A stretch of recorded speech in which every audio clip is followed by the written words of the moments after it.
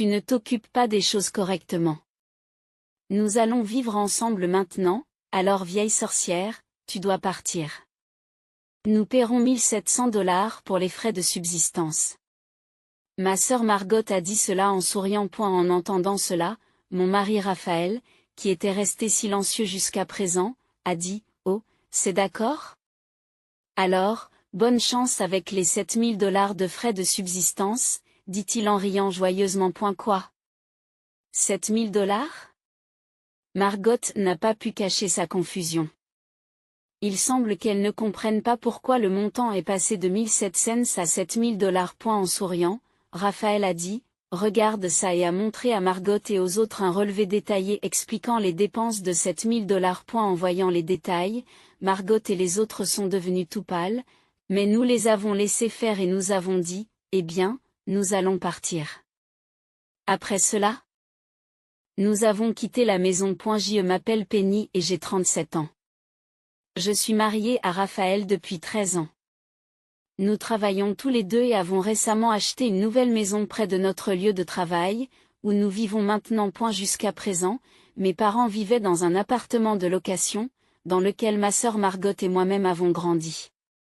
Cet appartement nous a laissé de nombreux souvenirs.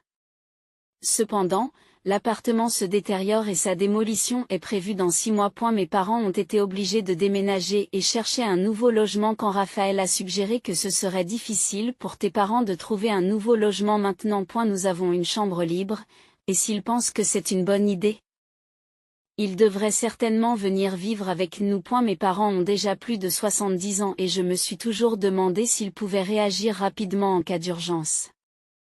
L'idée de Raphaël de vivre ensemble était donc très rassurante pour moi. Raphaël est lui-même le deuxième fils et ses parents vivent déjà dans la famille de son frère aîné, ce qui explique peut-être pourquoi il était particulièrement enthousiaste à l'idée que nos parents vivent avec nous. Mes parents ont accepté avec joie notre projet de cohabitation. Mon cœur était plein de gratitude envers Raphaël. À cette époque, alors que mes parents se préparaient à emménager dans leur nouvelle maison, ils nous ont consultés. Nous pensons demander à Margot et à ses amis de nous aider à déménager. Est-ce que c'est possible ? Il se trouve que lorsque mes parents ont parlé du déménagement à Margot, celle-ci a répondu « Marc et moi, on va vous aider. » Au début, mes parents étaient enclins à refuser. Mais Margot a fini par les convaincre. En entendant cela, j'ai ressenti des émotions mitigées. En fait, Margot et son mari Marc vivent dans un appartement situé à 15 minutes en train, et c'était leur première visite depuis que j'ai acheté ma nouvelle maison. À l'origine, j'avais parlé à Margot de la nouvelle maison, mais je n'avais pas donné de détails. La raison en était qu'ils avaient eu des problèmes financiers et qu'ils avaient souvent compté sur moi pour les aider, ce qui avait commencé il y a 5 ans. Un jour, sans crier gare, Margot m'a appelé pour me dire « J'ai décidé de me marier ». À l'époque, notre relation était normale et j'ai donc demandé sincèrement « Félicitations, comment est-il ?» Margot, un peu timide, m'a répondu avec joie « Il s'appelle Marc et il est très charmant. Il travaille comme charpentier, et il veut que je me concentre sur le ménage. » Cependant, l'attitude de Margot a commencé à changer progressivement après cela. Elle a commencé à demander de l'argent. « Grande sœur, je suis vraiment désolée, mais pourrais-tu me prêter $500 ? Il a beaucoup plu ces derniers temps, et Marc n'a pas pu travailler beaucoup, alors nous sommes à court d'argent pour vivre. Je vous rembourserai avec mon prochain salaire, s'il vous plaît, aidez-moi. » Elle a commencé à demander presque tous les mois. Au début, je lui ai prêté de l'argent de manière occasionnelle, mais récemment, j'ai cessé de le faire. La raison en est que Margot ne m'a jamais remboursé. Récemment, lorsque j'ai refusé une autre demande d'argent de Margot, elle m'a accusé avec fureur. « Vous êtes avare. Ce ne sont que $500, n'est-ce pas ? Tu travailles pour une grande entreprise, tu devrais pouvoir te le permettre. Faites quelque chose pour aider votre sœur en difficulté. » Avec Margot qui vient chez moi, j'ai peur qu'elle demande plus d'argent. La raison en est que ma maison est assez spacieuse. Et il ne serait donc pas surprenant que Margot suppose que nous disposons d'une certaine marge de manœuvre financière. J'attendais avec impatience le jour où mes parents emménageraient, mais je passais mes journées à m'angoisser. Et puis, le dimanche prévu pour le déménagement de mes parents est arrivé. J'étais nerveux, attendant l'arrivée de mes parents, de Margot et de son mari. Ce jour-là, Raphaël a été soudainement appelé au travail, il n'était donc pas à la maison. J'ai donc dû les accueillir seuls. Au bout d'un moment, on a sonné à la porte. Quand j'ai ouvert la porte, Margot était là, tenant la valise de notre mère, disant « Sœurette, les bagages sont lourds. Dépêche-toi d'ouvrir la porte. Mais waouh, quelle grande maison. Elle a l'air si grande que je l'envie. » Marc, d'un ton un peu condescendant, dit « Penny, ne reste pas là, laisse-nous entrer. » Il portait une petite commode, visiblement en difficulté. Bien sûr, entrez. C'est ainsi que j'ai accueilli Margot et son mari chez moi. Lorsqu'on lui a montré la chambre réservée à nos parents, Margot a murmuré à voix basse. « C'est la chambre de tes parents ? Elle est plus grande que mon appartement. » « C'est vraiment bien, une si grande chambre, je suis reconnaissante, mais, demande maman avec modestie. Papa semblait un peu confus en regardant autour de lui. Nous n'utilisions pas vraiment cette pièce. J'ai assuré à mes parents qu'ils ne nous imposaient rien. En fait, cette pièce était à l'origine destinée à une chambre d'enfant. Cependant, mon mari et moi avons été très occupés et n'avons pas envisagé d'avoir des enfants depuis 13 ans. C'est pourquoi nous avons décidé d'offrir cette chambre inutilisée à mes parents. Tu aurais pu me la prêter.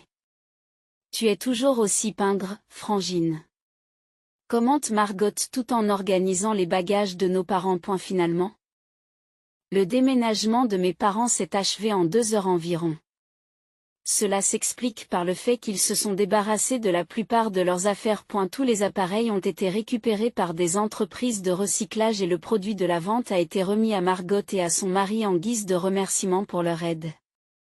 Les vêtements et autres petits objets ont également été donnés à des voisins ou éliminés. Ainsi, la chambre dans laquelle mes parents ont emménagé était suffisamment spacieuse pour accueillir toutes leurs affaires. Margot, Marc, merci. Ma mère a exprimé sa gratitude. Margot acquiesça aux paroles de ma mère et se tourna vers moi. Est-ce que je peux venir vous rendre visite de temps en temps ? Puisque notre maison familiale a disparu, je veux voir papa et maman, dit Margot. En effet, l'appartement où mes parents vivaient auparavant a été résilié. Vu le désir de Margot de voir notre mère, il n'y a pas de raison particulière de lui refuser des visites. J'ai donc répondu. Bien sûr, c'est très bien. Cependant, je suis très occupée par mon travail et je n'aurai donc pas beaucoup de temps disponible. Ce n'est pas un problème. Je vous remercie. Margot a exprimé sa gratitude. Par la suite, Margot a commencé à lui rendre visite environ 1 fois par semaine. Curieusement, Marc venait souvent aussi. Bien que Marc soit censé être au travail, il lui arrive de venir en semaine et ma mère est heureuse de lui rendre compte. Aujourd'hui, Marc est venu lui aussi. Depuis que les visites de Margot et de Marc se sont multipliées, des problèmes inquiétants sont apparus à la maison. Il manque à nouveau des choses. Chaque fois que j'ouvre le réfrigérateur ou les armoires, je remarque que la nourriture et les articles ménagers diminuent. Au début, il ne s'agissait que de légumes et de papier hygiénique qui disparaissaient progressivement. Mais récemment, des articles coûteux comme le jambon de première qualité que mon mari a reçu de son patron en guise de cadeau de milieu d'année et des produits cosmétiques que j'ai achetés au grand magasin ont disparu. À eu début, j'ai pensé que ma mère les utilisait peut-être, mais elle m'a dit qu'elle n'était pas impliquée. Je n'ai touché à rien, elle l'a dit clairement. Vraiment, cela devient gênant, d'autant plus que ces derniers temps, ce ne sont que les articles coûteux qui disparaissent. Je me suis plaint. Mon père a répondu. D'accord, je comprends. Moi aussi, je garderai l'œil ouvert. S'il vous plaît, ne causons plus de problèmes. Je l'ai dit discrètement à mes parents. Cependant, Margot n'a pas répondu à mes courriels et nos articles ménagers ont continué à disparaître, ce qui a accru ma frustration. 3 mois ont passé et ma patience a atteint ses limites. La disparition des effets personnels de Raphaël et des miens s'est poursuivie. Récemment, un portefeuille de marque haut de gamme que j'avais offert à Raphaël pour son anniversaire a disparu. Margot ou Marc est probablement le coupable. Il s'agit clairement d'un vol. Depuis peu, Margot vient souvent chez nous les jours de semaine quand nous ne sommes pas là et même si je réapprovisionne la nourriture, elle disparaît le lendemain. Par conséquent, maintenir notre stock de nourriture est devenu un défi. Pour y remédier, Raphaël et moi avons décidé de prendre un jour de congé et d'avoir une discussion sérieuse avec Margot pour l'empêcher de continuer à venir chez nous. Le jour de l'action, nous avons fait semblant d'aller travailler comme d'habitude, mais nous nous sommes cachés près de notre maison, en attendant l'arrivée de Margot et de Marc. Environ 1 heure plus tard, Margot et Marc sont apparus. Marc n'est pas censé travailler ? Me murmura Raphaël. Mais je ne pouvais pas répondre car je ne connaissais pas les détails. 5 minutes après l'entrée de Margot et de Marc, nous sommes rentrés à la maison. Je suis de retour. J'ai dit cela lorsque nous sommes entrés et que Margot est apparue, l'air effrayé. Pourquoi es-tu là, grande sœur ? C'est un jour de semaine, n'est-ce pas ? Tu n'es pas censée être au travail ? Et Raphaël est là aussi. Margot était manifestement troublée. J'ai pris un jour de congé parce qu'il faut qu'on te parle, Margot. Expliquai-je avec assurance. Marc et mes parents se précipitèrent vers l'entrée, l'air surpris. J'ai jeté un coup d'œil à Marc et j'ai dit calmement, puisque tu es là aussi, Marc, ça tombe bien. Nous sommes venus ici pour vous dire à tous les deux de ne plus jamais venir chez nous. En entendant cela, Margot est soudain devenue furieuse et a répliqué. Qu'est-ce que tu racontes ? Je viens ici pendant la journée pour tenir compagnie à papa et maman pendant votre absence. Si tu as besoin de parler à papa et maman, tu peux le faire dans un café voisin. Ils peuvent s'y rendre à pied. Ai-je suggéré calmement. Cela coûte de l'argent de parler dans un café. Je n'ai pas ce genre d'argent en trop. Réplique Margot avec irritation. Je réponds par un profond soupir. C'est donc pour cela que des objets disparaissent de notre maison. Tu les as volés, n'est-ce pas ? J'ai vraiment envie d'appeler la police. Raphaël acquiesce et ajoute, je ne trouve pas le portefeuille d'anniversaire que Penny m'a offert. J'avais prévu de l'échanger lors de mon prochain jour de congé. Est-ce qu'on peut le récupérer rapidement ? Marc, visiblement paniqué, s'exclame, nous sommes une famille, n'est-ce pas ? Pourquoi doutez-vous de nous ? Il ne fait aucun doute que Marc a volé le portefeuille de Raphaël. Je leur ai déclaré fermement. Mais calmement. Quittez cette maison tout de suite. Et si vous ne remettez jamais les pieds ici, nous oublierons cet incident. Mais à partir de maintenant, nous coupons les ponts avec toi, Margot. Au revoir. Je ne veux plus être impliqué avec ceux qui volent. Même s'il est douloureux d'admettre que nous n'avons pas de preuves des vols passés, il n'y a rien d'autre à faire que de laisser tomber. Néanmoins, Margot et son mari n'étaient pas prêts à l'accepter. Je ne pourrai donc plus voir maman. Bande de vauriens. M'a crié Margot avec colère. J'ai alors proposé une alternative. Comment vas-tu vivre avec papa et maman ? Tu pourras les accompagner tous les jours. Mais n'oublie pas que tu auras besoin d'au moins $1 700 par mois pour vivre. Je doute que Margot et Marc aient les moyens de payer cette somme. Cependant, au fur et à mesure que la dispute s'intensifiait, Margot est devenue provocante. Tu ne t'occupes pas correctement des choses. Nous allons vivre ensemble maintenant. Alors toi, la vieille sorcière qui doit partir, tu paieras $1 700 pour les frais de subsistance. Margot dit cela en souriant. Raphaël, qui était resté silencieux jusque-là, prit enfin la parole. Ah, c'est vrai ? Alors bonne chance pour gérer les $7 000 de frais de subsistance. Et il éclate de rire.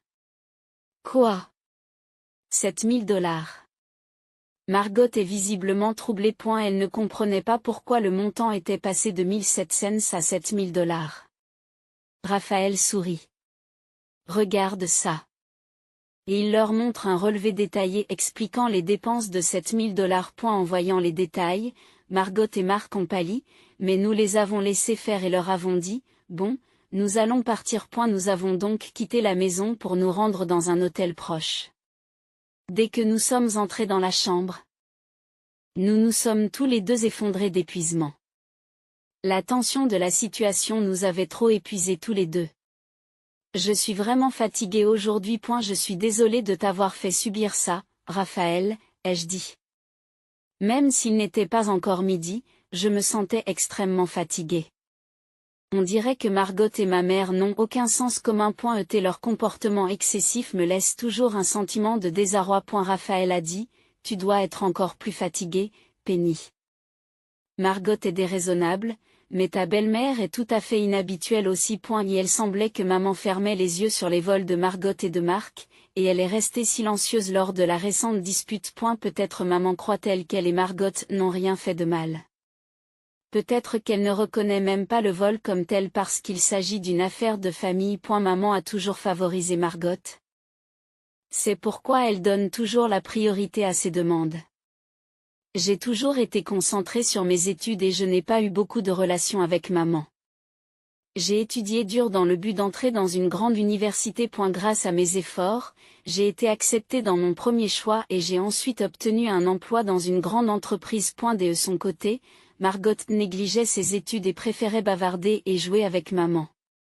En conséquence, elle n'a réussi à entrer que dans une université médiocre et s'est débattue dans la recherche d'un emploi. Margot n'a été embauchée qu'en tant que contractuelle, et non à temps plein. Cependant, il semble que pour maman, moins l'enfant est intelligent, plus il est cher. Maman a toujours favorisé Margot, faisant même une distinction entre nos cadeaux d'anniversaire. Que devons-nous faire maintenant? C'est comme si on nous avait volé notre maison. Raphaël demande timidement. On dirait qu'il se sent incapable de prendre des mesures radicales parce que Margot et maman sont sa famille. Mais pour moi, il est hors de question de pardonner à Margot et à maman. Bien sûr, nous allons nous battre à fond. Répondis-je résolument. J'expliquai calmement la situation à Raphaël. Raphaël acquiesça en silence. Ayant été insulté à ce point, j'ai décidé de ne pas rester silencieux.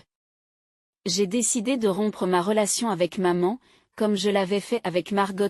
Plus tard dans l'après-midi, nous nous sommes rendus dans un cabinet d'avocats. Quelques jours plus tard, nous sommes rentrés à la maison avec un avocat. Lorsque nous avons sonné à la porte, Margot a répondu « Bonjour, quoi ? Grande sœur. Qu'est-ce que tu veux encore ? J'ai quelque chose à dire à propos de la maison. S'il te plaît, rassemble tout le monde dans le salon, demandai-je à Margot. Pourquoi dois-je faire cela ? C'est un vrai casse-tête.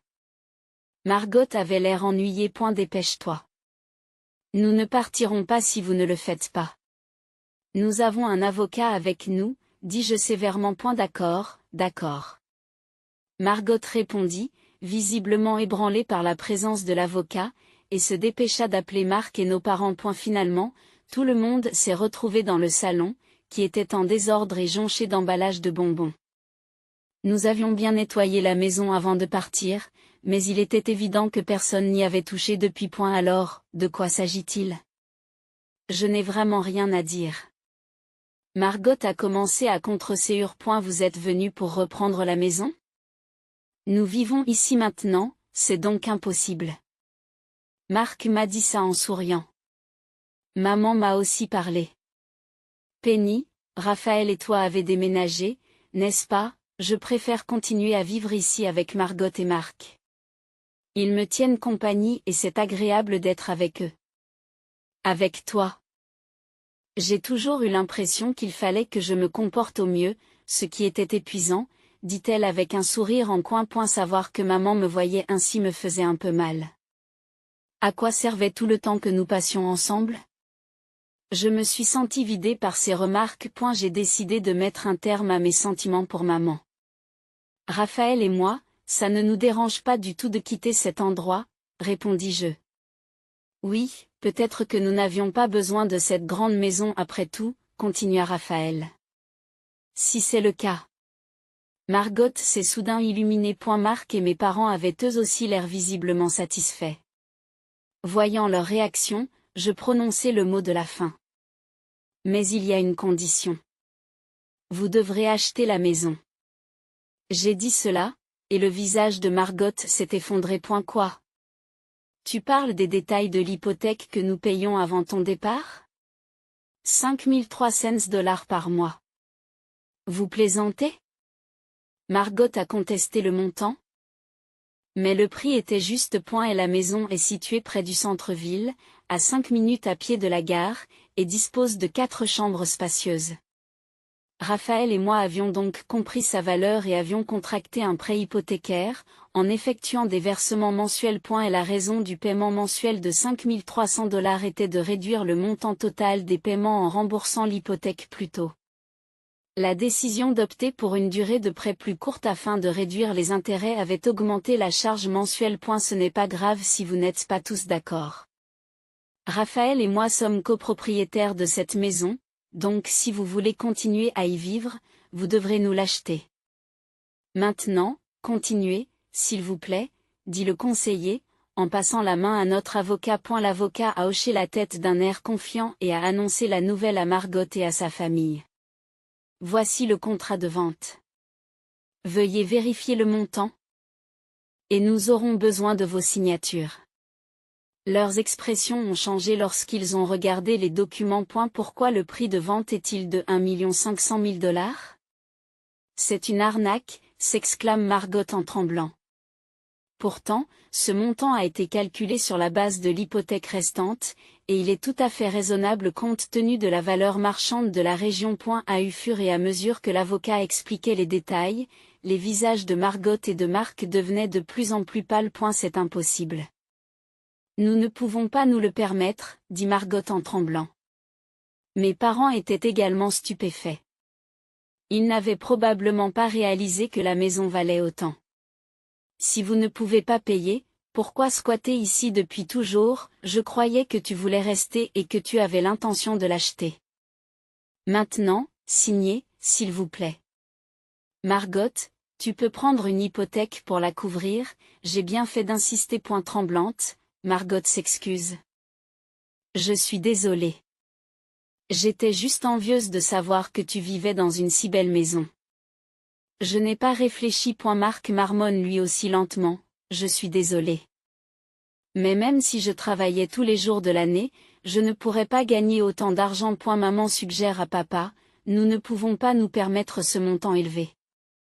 Il vaudrait peut-être mieux que Penny et Raphaël vivent avec nous. Nous pourrons manger de bons repas ensemble. Papa avait l'air affligé. J'ai dit fermement, Raphaël et moi n'avons pas l'intention de vivre avec vous après avoir été trahis une fois. Nous avons l'intention de vivre notre vie chacun de notre côté à partir de maintenant. Nous coupons également les ponts avec vous, comprenez-moi bien. C'est ce que j'ai déclaré à mes parents. À ce moment-là, maman s'est exclamée, choquée, qu'est-ce que tu veux dire par couper les ponts? Alors qui nous donnera notre argent de poche? A-t-elle demandé. Papa est lui aussi devenu tout pâle. Qu'est-ce que tu entends par argent de poche? Margot se lève et fait face à sa mère. En fait, en plus des 1700 dollars pour les frais de subsistance, nous avions l'habitude de donner à maman et papa une allocation d'environ 2000 dollars par mois. Cela a un peu diminué depuis que nous vivons ensemble, ai-je répondu. Margot est choquée et s'exclame, alors 7000 dollars, c'est loin d'être suffisant. Comment pouvez-vous vous permettre de donner autant d'argent? Marc est lui aussi stupéfait. C'est parce que Raphaël et moi travaillons dans une grande entreprise et que nous avons des revenus corrects. Seul, ce serait impossible, mais ensemble, nous y arrivons, expliquai-je. Choqué par la disparité des revenus, Margot s'effondre sur le sol. Mais à partir de maintenant, je n'ai plus rien à faire avec toi ni avec maman. C'est à toi de t'occuper de nos parents, dis-je calmement. En souriant. Les visages de Margot et de nos parents ont pâli de stupeur. Depuis, il n'est plus question de vendre la maison à Margot. J'avais prévu que Margot et nos parents n'auraient pas les fonds nécessaires. A eu lieu de cela, Margot, Marc et mes parents ont été contraints de quitter notre maison. Grâce à l'intervention de l'avocat, ils ont déménagé plus facilement que prévu. Margot et les autres se sont plaints que vivre dans une si grande maison était une chance unique, mais cela n'avait aucune importance pour moi. Le bail de ton appartement n'est pas encore en vigueur? J'y enverrai toutes les affaires de papa et maman, lui ai-je dit. Ensuite, j'ai demandé à des déménageurs de transporter les affaires de nos parents à l'appartement de Margot. L'appartement était assez petit et il n'était pas certain que toutes les affaires y trouveraient leur place. Mais cela ne me préoccupait plus. J'ai demandé aux déménageurs de faire payer à Margot tous les frais de déménagement. Et si l'on considère qu'il s'agit d'une compensation pour les désagréments que Raphaël et moi avons subis, c'est assez peu coûteux. Même après leur déménagement, Margot nous a contactés de temps en temps. Grande sœur, je suis vraiment désolée. Peux-tu reprendre nos parents? Ils gaspillent beaucoup d'argent et nous n'arrivons pas à couvrir les frais de subsistance. De plus, leurs pensions sont utilisées pour les loisirs. Marc est lui aussi très contrarié. Pouvez-vous faire quelque chose, demande-t-elle désespérément. Actuellement, il semble que nos parents vivent dans l'appartement de Margot. Vivre tous ensemble dans un espace aussi exigu doit être incroyablement difficile pour eux. Le fait que nos parents étaient des dépensiers frivoles est apparu clairement après qu'ils ont commencé à vivre avec nous. Ils dilapidaient souvent leur pension pour s'offrir leurs plaisirs préférés. Ma mère adorait les marques de luxe et mon père était obsédé par l'alcool et le jeu. Leurs dépenses inutiles étaient donc prévisibles. C'est vous qui avez décidé de vivre avec eux, n'est-ce pas? Je ne suis plus impliquée. Nous avons coupé les ponts. Grâce à toi qui t'occupes d'eux, nous avons plus de marge de manœuvre financière depuis que nous ne leur donnons plus d'allocation, dis-je à Margot. Margot a répondu, c'est terrible. J'ai tellement de difficultés financières que Marc a évoqué le divorce. Je dois trouver un emploi. En l'entendant pleurer au téléphone et en sachant à quel point elle était désespérée, j'ai éprouvé un étrange sentiment de satisfaction. Alors, trouver un travail. Je ne veux plus être impliquée. Au revoir, ai-je dit. Et j'ai raccroché le téléphone. Depuis, ma mère m'a contacté à plusieurs reprises pour me demander de vivre à nouveau avec nous, mais je n'ai pas l'intention d'accepter. Penny, pardonne-moi, s'il te plaît. C'est difficile de vivre dans l'appartement exigu de Margot. Les repas de substitution ne sont pas satisfaisants et ta cuisine me manque vraiment. Puis-je faire mes valises et revenir bientôt à la maison? Je suis restée ferme dans ma position. Maman, tu as choisi de vivre avec Margot. Cela ne me concerne plus. Je ne vous aiderai plus. Vous êtes pratiquement des étrangers pour moi. Je suis en train de préparer des fruits de mer. Je vais bientôt raccrocher. À eu fait, les fruits de mer étaient votre plat préféré, n'est-ce pas? Je me régalerai, y compris de votre portion. Sur ces mots, j'ai mis fin à l'appel. Ma mère, une habituée des fruits de mer, doit sûrement regretter ses choix aujourd'hui. 3 ans ont passé et Raphaël et moi continuons à vivre notre vie sans rien changer. Il est arrivé que Margot ou ma mère nous rendent visite et que je doive appeler la police. Mais ces derniers temps, c'est la paix. Finalement, Margot et ma mère ont choisi de divorcer. Arc et mon père ont pris leur distance, comprenant que cela leur permettrait de mener une vie plus paisible. Margot, qui s'est consacrée à sa famille et qui n'a ni revenu ni expérience professionnelle, a beaucoup de mal à trouver un emploi.